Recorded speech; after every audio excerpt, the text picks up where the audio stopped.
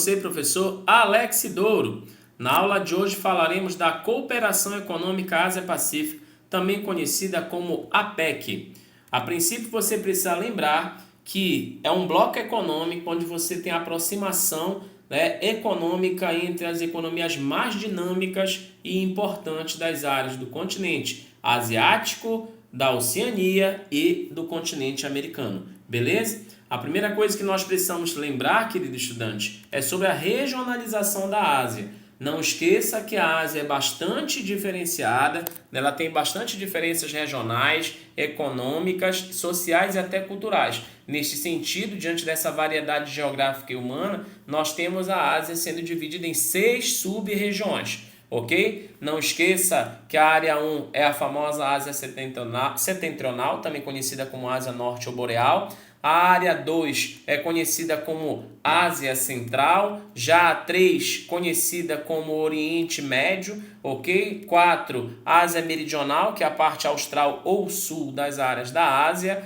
O número 5 é justamente o Sudeste Asiático, ok? E claro, o 6, o Extremo Oriente. Esse bloco ele atinge grande parte dessas áreas, principalmente a Extremo Oriente, as áreas do Sudeste Asiático, ok? Que são extremamente importantes também nas áreas da composição da APEC. Um fato que o meu amigo precisa lembrar sobre esse assunto é que a APEC ela surgiu ainda no contexto da Guerra Fria. Ela surgiu a partir de uma aproximação econômica em 1989 nas áreas da Austrália. Perfeito? E aos poucos esse bloco ele foi ascendendo e ele se fortaleceu a partir de 1993, na conferência conhecida como Seattle, onde você vai ter exatamente a composição e a entrada dos demais membros. Não esqueça que o que contribuiu também para o surgimento da APEC foi o próprio surgimento da famosa Revolução Técnico-Científica e Informacional e, claro, a expansão da globalização.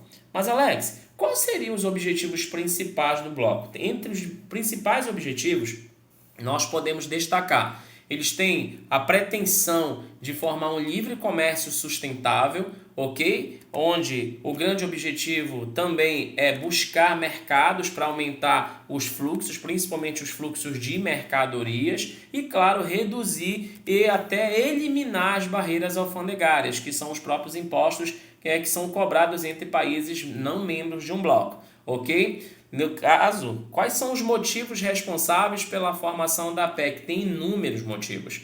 Entre eles, nós temos a própria expansão do capitalismo conhecido como globalização, o protecionismo europeu, porque a Europa, a partir do momento que ela passou a crescer, ela gerou um certo protecionismo à migração, a princípio, e, claro, a produtos vindos da Ásia, ok? Claro, nós tivemos também, naquele momento, os Estados Unidos perdendo parte desse mercado no continente europeu, em virtude do fortalecimento da União Europeia. O forte dinamismo asiático, que a gente percebe que nos últimos anos vem acontecendo, representado pelo milagre econômico japonês, que após ali o momento da sua destruição durante a Segunda Guerra Mundial, mas mudando de horizonte, passando a investir em educação, em saúde, em mão de obra, em mercado e tecnologia, se tornou uma das melhores e maiores economias do mundo. Neste sentido, você percebe que esse milagre econômico japonês acabou contribuindo também para um desenvolvimento em cadeia e um crescimento econômico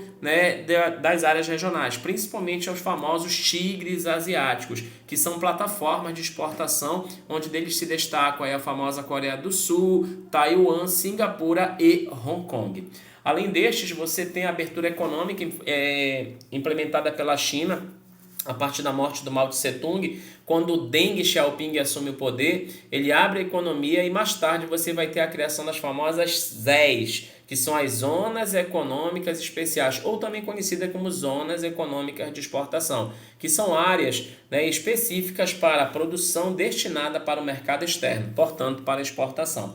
Além disso, nós vamos ter uma deseconomia norte-americana em escala. Os Estados Unidos passou a fazer uma deseconomia para outras áreas, passou a instalar empresas nas áreas da América Latina, passou a ter um certo crescimento econômico nessa área da Bacia do Pacífico e, claro, passou a ter como prioridade, acima de tudo, o processo de exportação, claro, para poder fazer crescer cada vez mais a sua economia através do sistema de parceria.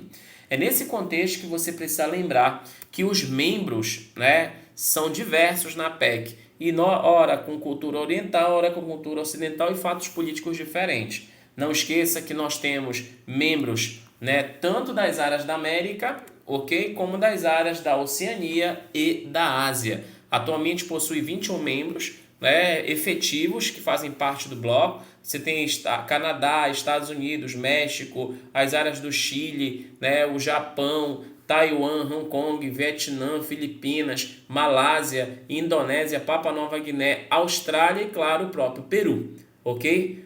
Então, além da Nova Zelândia, todos esses membros são efetivos do bloco, ok? Esse bloco, né, como eu já falei para você, ele possui uma grande diversidade, um grande desnível, né? Porque são países diferentes entre continentes diferentes, da Ásia, América e Oceania. Então esse é um bloco, né, que tem por comum todos os membros serem banhados pelo Oceano Pacífico. Mas apesar, né, desse ponto comum, mas existe grande diversidade no bloco. Ok? É um bloco que possui um desnível socioeconômico intenso entre os membros, porque tem economia muito forte e tem economias que são importantes, mas não tem, né, um grande dinamismo que possa superar as economias mais fortes, mas são importantes por serem plataforma de exportação e, claro, além de ter uma forte pluralidade ou diversidade cultural e política, ok? Um outro fato que nós precisamos lembrar é o desnível, né, que existe na PEC. Existe um desnível socioeconômico, né? Vou elucidar aqui para você, ó. Existem economias fortes, como por exemplo Estados Unidos, Japão, China e Austrália. E os demais blocos, aliás, membros do bloco, perdão, né, são países com economias mais fracas, mas são muito importantes por causa dos seus grandes mercados. E claro, muitas das vezes também por terem fontes de energia, né, e claro, outras matérias-primas que não tem nos membros com economias mais fortes. Ok? Existe uma pluralidade política também, né? Lá, por exemplo, existe monarquia nas áreas de Brunei, né, que é um dos membros. Nós temos ditaduras, exemplo da China e Vietnã. Temos democracias representadas pelos Estados Unidos, Japão, Austrália. Então, observe que esse bloco ele é bastante diverso, né? Ele tem uma grande diversidade, seja social, econômica, política e até cultural.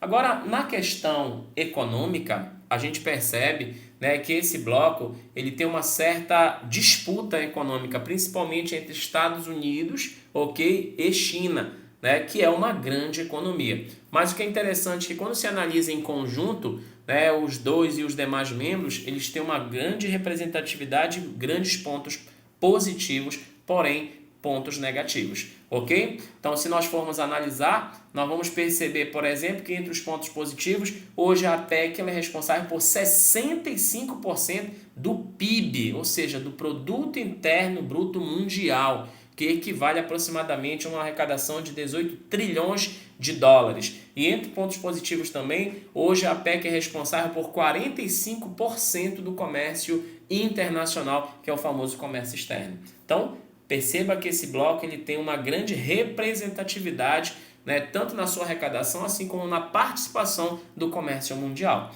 Mas, como eu falei para você, existem os aspectos negativos, né? Como eu falei, existem diversidades aí, culturais, né? Haja vista que são, de nações diferentes ou áreas diferentes. Tem países asiáticos, tem países americanos, tem países das áreas da Oceania. E claro, além dessa diversidade cultural, também, como já falei anteriormente, existe uma diversidade socioeconômica e, claro, política. Ok? Para encerrar, é necessário você lembrar que a PEC ela tem uma relação muito intensa com o mundo, né? Ela tem um comércio multilateral. Mas, Alex, o que é um comércio multilateral? Um comércio multilateral é quando, né, um determinado bloco ou um determinado país tem comércio com várias nacionalidades, com várias lateralidades, ou seja, com vários países. Portanto, né, o comércio dentro das áreas da PEC é muito destinado à questão da exportação. E é, claro, marcado por intensos fluxos, principalmente fluxos de mercadorias, que é o que mais interessa no bloco. Perfeito? Um forte abraço, nos encontramos na próxima aula, fique com Deus e vamos juntos na certeza de vencer.